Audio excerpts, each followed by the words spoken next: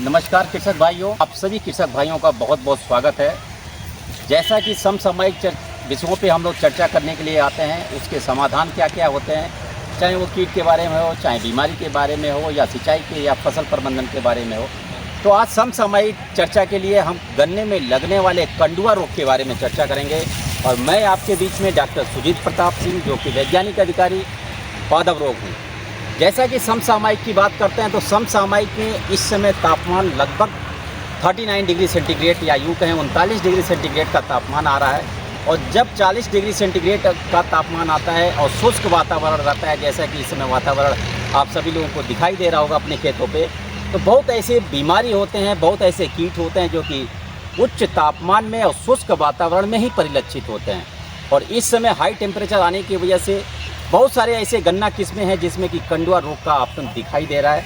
संपूर्ण उत्तर प्रदेश में हमें हर तरफ से फ़ोन कॉल्स मिल रहे हैं कि इस समय गन्ने में कंडुआ रोग का आपतन ज़्यादातर दिखाई दे रहा है।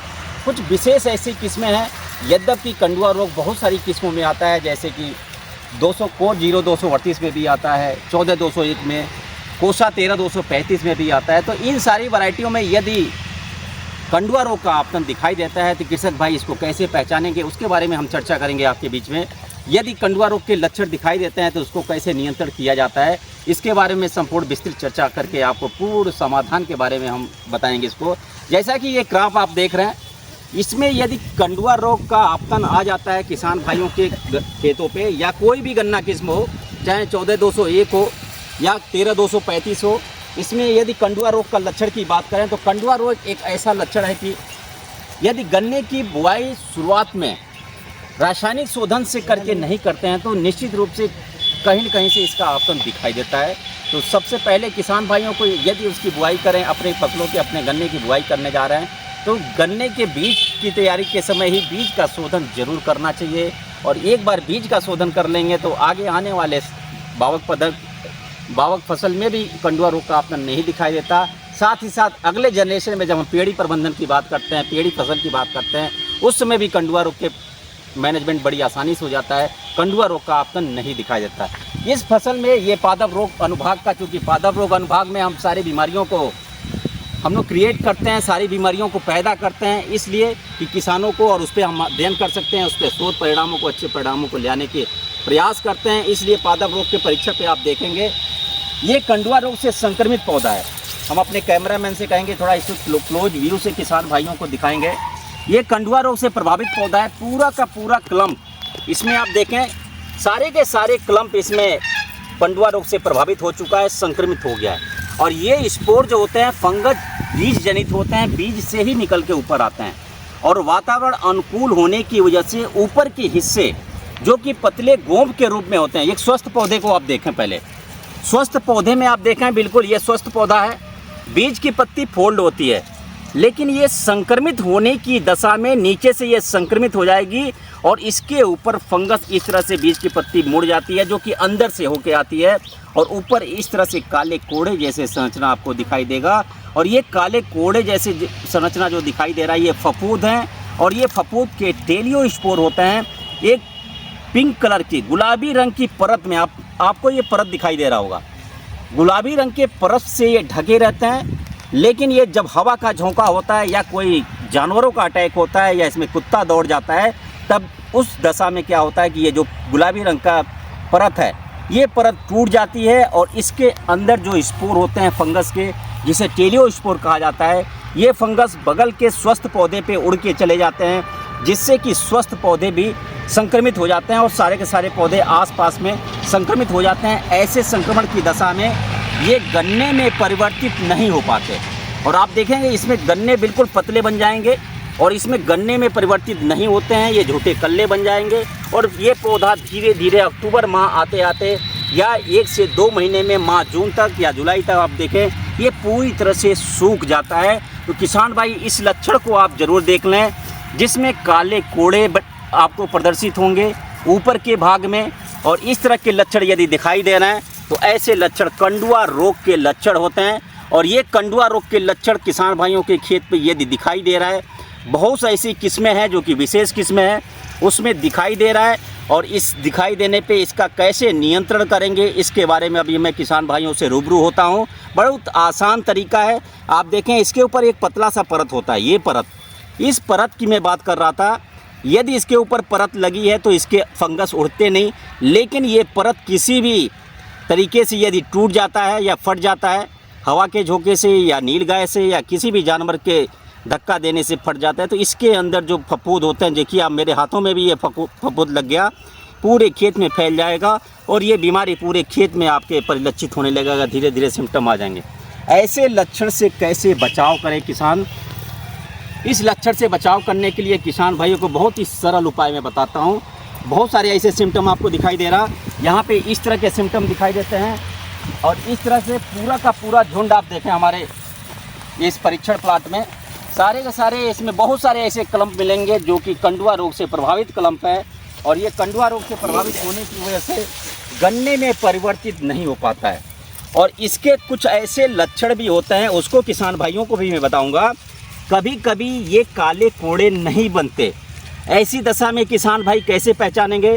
तो ऐसी दशा में पहचानने के लिए मैं किसान भाइयों को बहुत ही आसान तरीके से बताऊंगा। अगर ये काले कोड़े नहीं बनते तो पौधे बिल्कुल छोटे हो जाएंगे। सब आप यूँ समझे, ये काला कोड़ा है, काले कोड़े को हटा दिया मैंने और इस तरह से पौधे बिल्कुल पतले हो जाएंगे। और यहाँ से जो पत्तियाँ दिखाई दे रही हैं, ये पत्तियाँ की जो आकार या उसका संरचना होगी बहुत छोटे आकार के हो जाएंगे और ऊपर की तरफ ये पॉइंटेड नुकीली की जैसे होते हैं, एक तरह से छाते जैसे संरचना बन जाती है, बिल्कुल छत्ते जैसा। और इसमें काले कोड़े नहीं बनते, ऐसा भी हो सकता है, लेकिन ये पतले, ये तने हो जाएंगे, तने बहुत पतले हो जाते हैं और ये जो पत्तियां हैं छोटी होंगी, नुकीली हो जाएंगी और ऊपर की दशा में धीरे धीरे छोटी हो जाती हैं। ऐसी छत्तेदार संरचना अगर पत्ती की बन जाती है तो निश्चित रूप से ये कंडुआ रोग का ही आपतन है, जो कि बाद में चल के इसमें काले रंग के कोड़े का विकास हो जाता है और पूरा का पूरा पौधा खराब हो जाता है। यदि किसान भाइयों को उनके खेतों पे इस तरह के कंडुआ रोग के लक्षण दिखाई दे रहे हैं तो इसको नियंत्रण करने के लिए बहुत ही आसान तरीका मैं बताता हूँ। पहले हम यांत्रिक कंट्रोल के तरफ हम जाएंगे, जिसमें किसी भी तरह के दवा का इस्तेमाल करने की आवश्यकता नहीं होती है। अगर किसान भाइयों को इस तरह से संक्रमण दिखाई दे रहा है तो इसको हटाने के लिए, इसके नियंत्रण के लिए यांत्रिक कंट्रोल में किसान भाई सर्वप्रथम करना ये चाहिए, इसको किसी प्लास्टिक की बोरी से ढक देना चाहिए। जैसे कि मैं अभी ढक के डेमो देता हूँ किसान भाइयों को। इसको पूरी तरह से आप ढक लें और ढकने के बाद ज़मीन की सतह से या कोड़े वाले जगह से इसको पूरी तरह से काट देते हैं। और इसको ढकने का तरीका मैं आपको बताता हूँ। किसी भी प्लास्टिक की बोरी हो, किसी भी जूट की बोरी हो या कोई ऐसा थैला हो बड़ा सा जिसमें पूरा का पूरा गन्ना ढक जाता हो और कंडुआ रोग से संक्रमित पौधे को किसी धारदार हथियार से हम काट देंगे, जिससे कि इसका फैलाव पूरे खेत में होने से बचाव कर ले जाते हैं। और इस तरह से आप देखें कंडुआ का जो टेलियो स्पोर वाला हिस्सा था जिसमें हम स्पोर की बात कर रहे थे, ये पूरी तरह से अंदर की तरफ ढका हुआ है और इस तरह से अंदर चला गया। अभी कितना भी हिलाएं ये पूरे खेत में नहीं उड़ पाएगा। ऐसी दशा में इसको ले जाके हम बाहर कहीं नष्ट कर देंगे, मिट्टी के नीचे दबा देंगे, जिससे कि पूरी तरह से ये इसके फंगस बिल्कुल न्यूट्रलाइज हो जाएंगे, पूरी तरह से फंगस मर जाते हैं और समाप्त हो जाएंगे और आपका खेत बिल्कुल स्वस्थ हो जाएगा। और इसके बाद हमें रासायनिक दवा का इस्तेमाल ज़रूर एक बार करना चाहिए। यदि इस तरह से यांत्रिक कंट्रोल पूरे खेत में आपने कर लिया, उसके बाद रासायनिक दवा में, यदि रासायनिक दवा की मैं बात करूं, रासायनिक दवा की मैं यदि बात करता हूं तो बहुत सारे ऐसे रासायनिक दवाओं के साथ हमने परीक्षण किया है। यद्यपि सिस्टमिक फंजीसाइड काफ़ी सारे हैं, उनसे भी नियंत्रित हो जाता है, लेकिन यदि बहुत ही अच्छा 100% यदि कंडुआ रोग का नियंत्रण हमें शुरुआत में ही करना है तो बुआई के समय में हमें गन्ने के कटे हुए 2 आंख के टुकड़े या 1 आंख के टुकड़े रासायनिक शोधन में प्रोपिकोनाजोल लेना चाहिए किसान भाइयों को। यदि कंडुआ रोग से संक्रमित वो गन्ना किस्म है तो आगे आने वाली संभावना है तो उस समय 1 ml प्रोपिकोनाजोल लेंगे। हालांकि मैं प्रोपिकोनाजोल का एक बॉटल भी लाया था, टिल्ट के नाम से भी आता है। इस समय बहुत सारी ऐसी फर्म हैं जो कि प्रोपिकोनाजोल के साथ कई कम्बिनेशन में दवाओं का, रसायनों का निर्माण कर रही हैं, उसका फॉर्मेशन कर रही हैं। लेकिन इस टिल्ट को हम शुरुआती अवस्था में शोधन का काम हम बीज का करेंगे, जिससे कि आगे आने वाले किस्मत कंडुआ को पूरी तरह से हम समाप्त कर देते हैं। क्योंकि कंडुआ रोग के जो लक्षण होते हैं, जो स्पोर होते हैं, ज़्यादातर नोडल हिस्सों पे पाए जाते हैं या आई बड के आसपास ही पाए जाते हैं। आई बड के आसपास पाए जाने के कारण इसको हम शोधित करेंगे तो पूरी तरह से कंडुआ रोग के जो स्पोर होते हैं ये समाप्त हो जाते हैं। और जब गन्ने का जमाव होता है तो कंडुआ रोग बिल्कुल समाप्त हो जाएंगे, स्वस्थ गन्ने का जमाव होता है। यदि इस समय दिखाई दे रहा है तो गन्ना को काटने के बाद इसी टिल्ड का प्रोपिकोनाजोल जो कि 25% इसी में आता है, 1 ml 1 लीटर पानी के साथ हम इसको इस सांद्रता के साथ हम घोल बनाएंगे, या यूँ कहें 0.1% का घोल बना के बचे हुए काटने के बाद जितने भी पौधे हैं उस पर हम एक बार स्प्रे ज़रूर करें। और इस पौधे पे अगर पानी की मात्रा की मैं बात करता हूँ तो इस इतने बड़े साइज़ के लिए कम से कम 250 से 250 लीटर पानी लगेगा 1 एकड़ के लिए। यदि 250 एकड़ 1 एकड़ के लिए लगता है तो उसमें 250 ml दवाई, इस बॉटल का प्रोपिकोनाजोल का 250 ml दवा लेके आप 250 लीटर पानी में डाल के घोल के उसके बाद स्प्रे आप कर दें। चाहे नैपसेक स्प्रेयर से भी कर सकते हैं, क्योंकि गन्ने की साइज़ अभी छोटी है, इसकी लंबाई अभी इतनी नहीं बड़ी है कि उसमें स्प्रे नहीं किया जा सके। नैपसेक स्प्रेयर से भी कर सकते हैं या पावर स्प्रे से भी आप प्रोपिकोनाजोल का स्प्रे करें। तो इससे कंडुआ रोग के जो वीप बन जाते हैं, काले कोड़े बन जाते हैं, उनका विकास नहीं होगा। कंडुआ रोग के आपतन पे बहुतायत मात्रा में हम लगाम लगा सकते हैं। ये तो रही कंडुआ रोग के बारे में विस्तृत चर्चा। यदि समय समय से समसामयिक बीमारियों के बारे में पुनः चर्चा हम लोग करेंगे, क्योंकि मुख्य बीमारी इस समय समसामयिक यही है।